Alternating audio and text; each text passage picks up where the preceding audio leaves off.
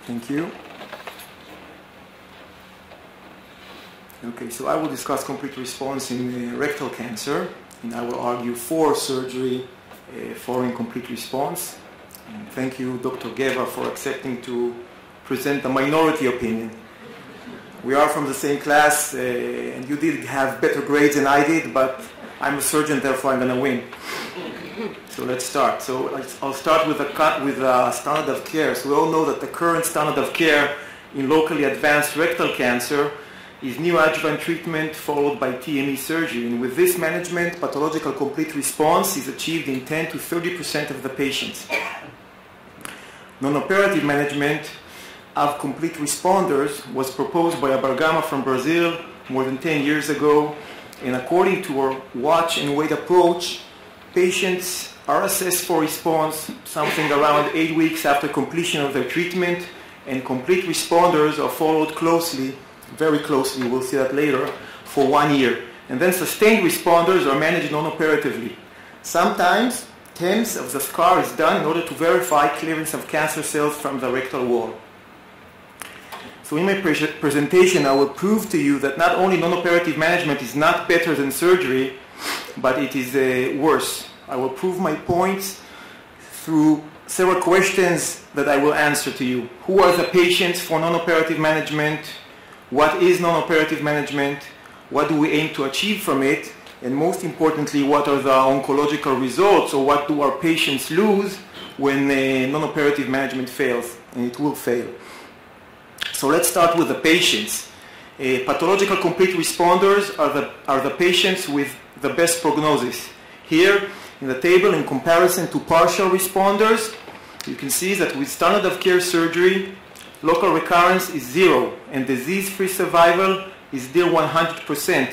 So meaning that these are actually curable patients, and we have to remember this as we go along, and I'll show you the data. So here from another study, disease-free survival improves in relation to tumor regression grade.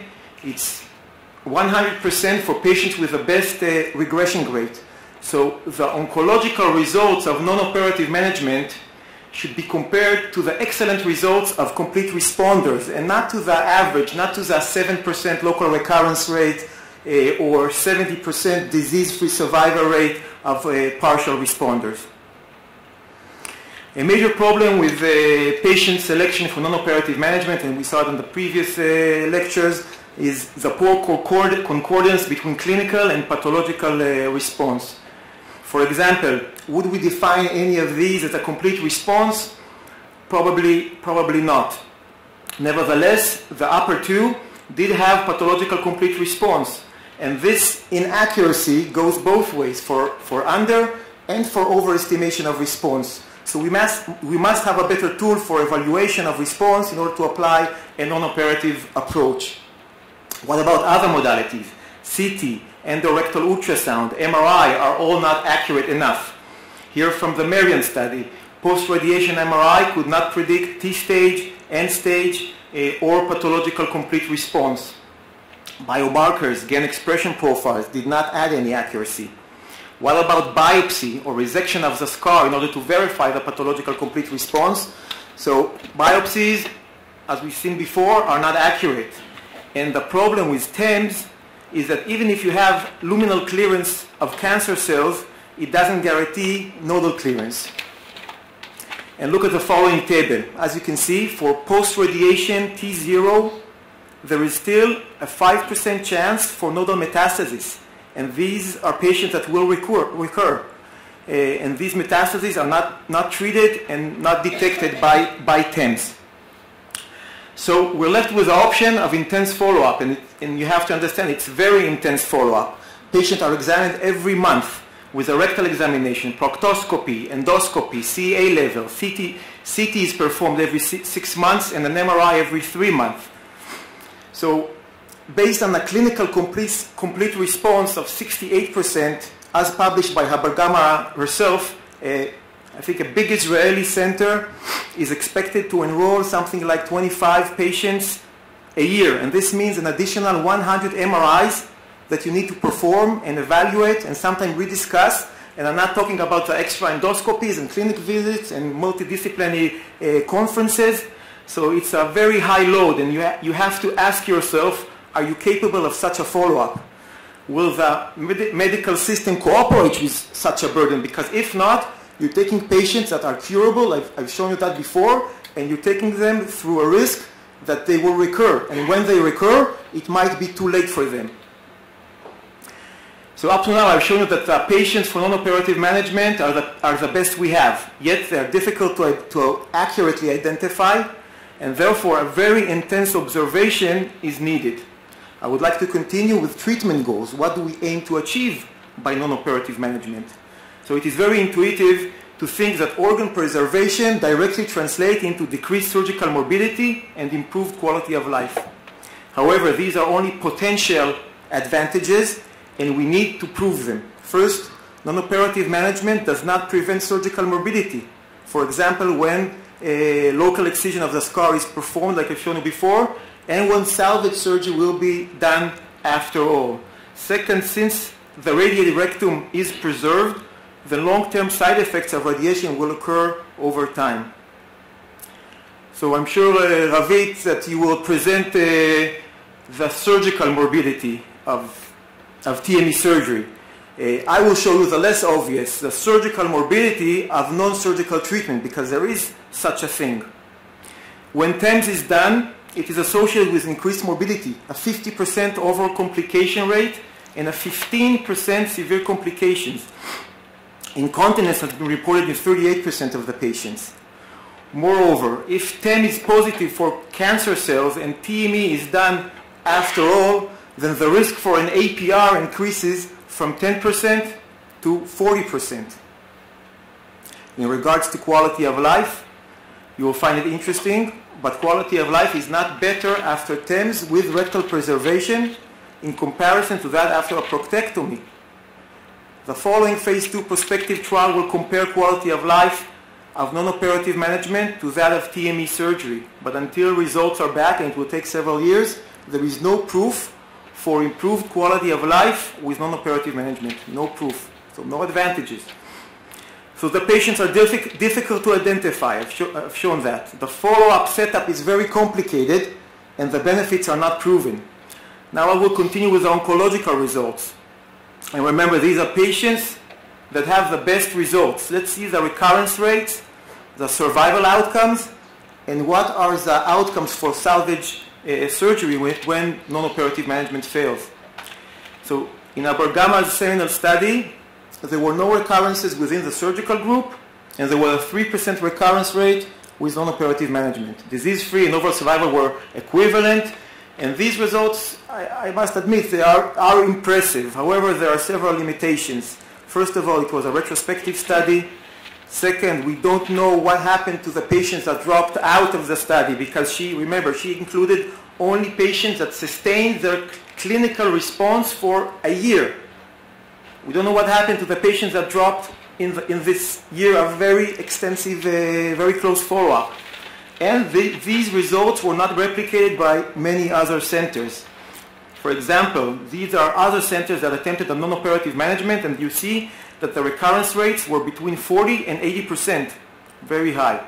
In the following study from Memorial, the pathological complete response among clinical complete responders was only 25%. So if these patients were not operated, we could expect a 75% recurrence rate.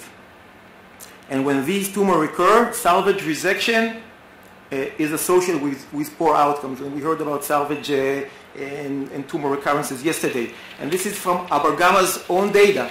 It's her data. Almost 90% APR rate, a 90% margin positivity rate, and a 40% re-recurrence rate. Dr. Geva will show you Abergama's results and claim that you can achieve a high rate of organ preservation, and that oncological results are equivalent. But if you look into the details, you will see that this is not true. In later publications, local and systemic recurrences increased to an unacceptable level, 30% local recurrence and 15% systemic recurrence. And she includes also T2 tumors in her series. And this figure is from Abergama's latest publication. Among sustained responders, these are patients that sustained the response for a year. She still had a 15% local recurrence rate. But more concerning is that 4% of sustained responders had unresectable recurrence. 19% of complete responders did not sustain the response and had an early recurrence. And 18% of them were unresectable when they were diagnosed. So overall, in total, organ preservation was possible in 1/3 of the patients. However, 30% of complete responders recurred. And most concerning is that 7% of responders were non-salvageable when they recurred. Disease-free survival rate was only 68%, and remember the 100% I've shown you at the beginning for pathological complete responders. So together we'll probably present the results of the following three groups, because this is what she has. There is no more data supporting. And this is from the Netherlands, from Memorial, and Denmark, famous centers. However, the Dutch study is the only one with acceptable recurrence rates. But the numbers are small, the follow-up was limited, and most pathological complete responders were not identified as such. Only 10% of patients met the strict inclusion criteria, and this is as opposed to the 68% of Abergama. So it's a big difference of patients that you will include. And again, for a large center in Israel, this means like 3 patients a year, nothing much that you can get excellence of care with. Maybe if we had one dedicated center doing all rectal cancers, but we don't. The Memorial and the Danish studies are both from such tertiary cancer centers. Nevertheless, both presented high recurrence rates with short follow-up time of 2 years. These groups do support further investigation of the non-operative approach with a philosophy that you should not look at the recurrence, but on your salvage rate. And they did show a high rate of salvage. But we have to look at the outcome of salvage surgery. And in the Danish study, all salvages were APRs, and in Memorial 50% of salvages were APR. So actually, these are patients that were harmed by non-operative management. And just for comparison, the APR rate in Memorial is only 15%. So I'm going to finish.